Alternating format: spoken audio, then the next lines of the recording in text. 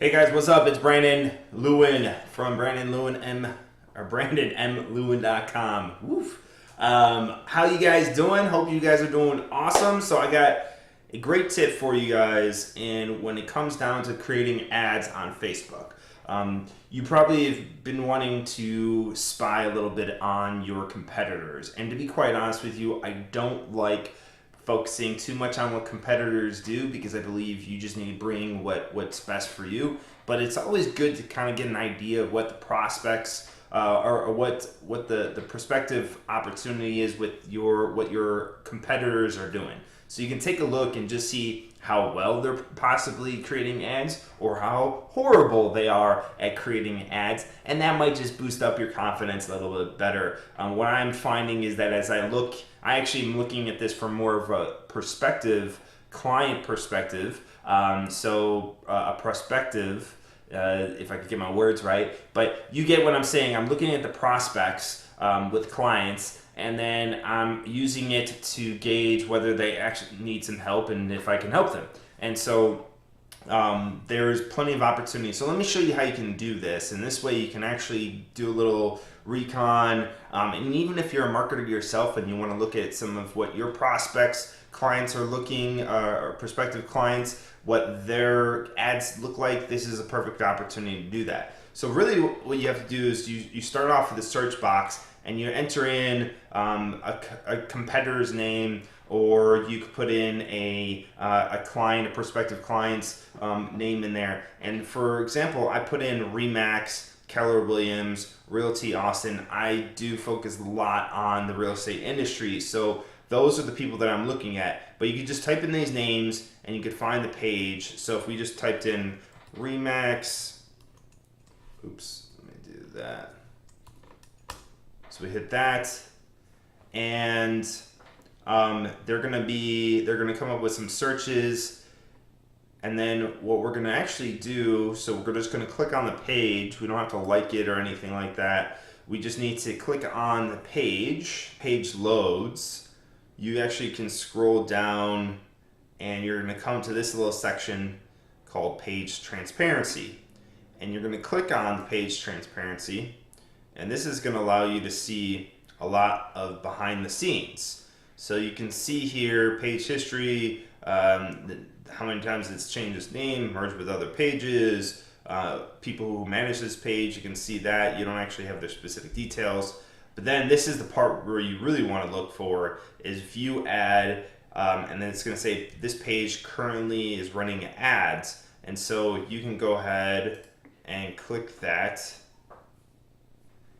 and it's going to pull up their page. This is going to allow you to see all the advertisements they have created in the last few months, and it just depends. So you'll see is that we get to the page here, and it's going to show you about 230 results right here. It's going to show you some transparency stuff here that we just saw. You're going to see the top of this page. And then you can start scrolling and seeing what these ads are doing. Now you can see when they started running the ads, and then you can even click on here for some details, which doesn't really give you a whole lot. So if we click on this, it's just going to give you this.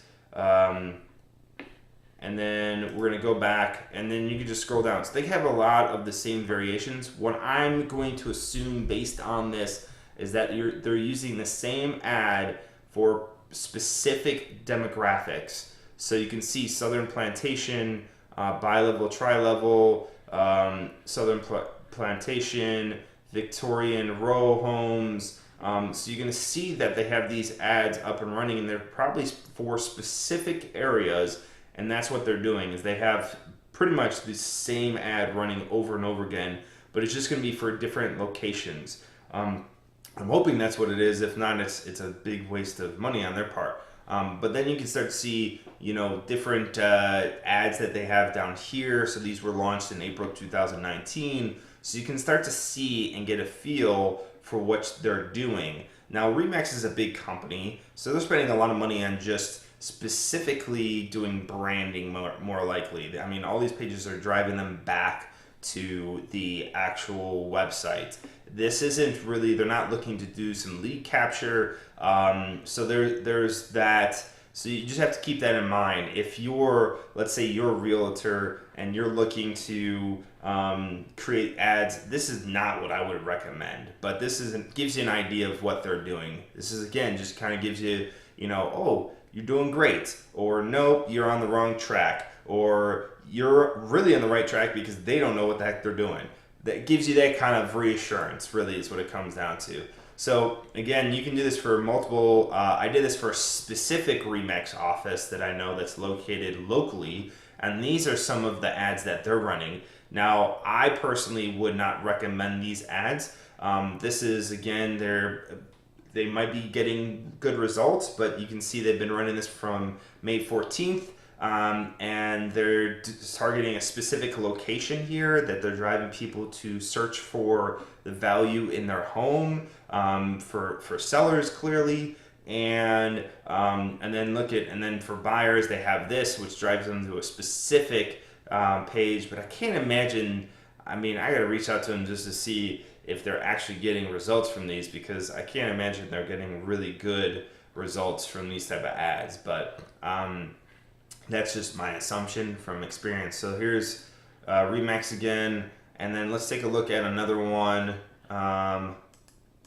This last one right here is Realty Austin. It's a local real estate office in Austin, clearly. But this is something this is one of the first ones I looked at today, and this is 147 results.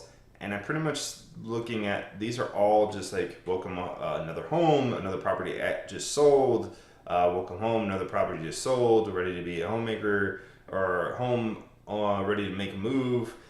So these are ads that are kind of announcing that they have sold. I have no reason why I have no understanding.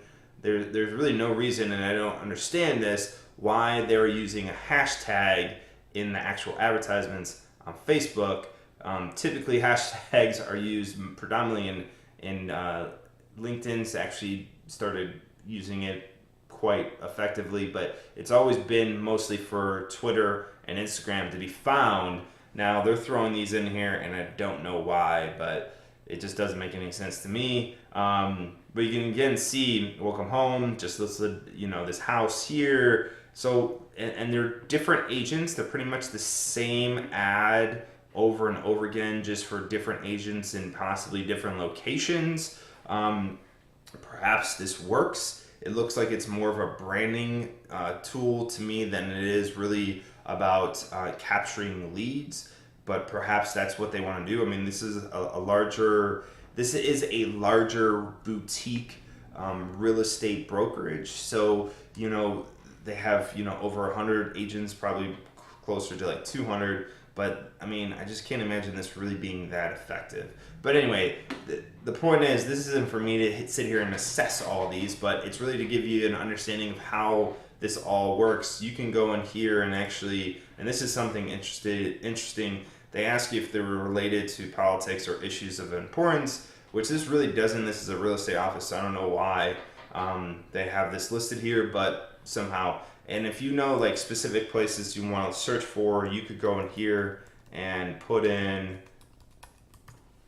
Keller Williams. You could go like, hey, Keller Williams, Realty Inc., and you could see if any information pulls up here. So you can search directly for this. This is perfect because this is exactly what I was looking for. And you can see they have 3 ads. This is, again, more of a branding mechanism or a branding tool to probably that they're putting in front of actual agents, not so much about consumers. Let's see if we do Keller Williams again, and if we get any. So here we go. This is a gentleman who's got a pretty big following. Let's see if he's got any ads. So he's got no ads on there. So you can just start searching for specific people, specific companies, and if you know that they're running ads on there, and you can start to see what those ads look like. And again, it just gives you better insight and gives you some opportunity to see what what competitors are doing, and what also potential clients are doing too, if you're a marketer on the other side of these things. So I hope this helps quite a bit. It's just a real quick tip, and I appreciate you guys. So let me know if you have any questions. Leave them down in the comment box below. Thanks.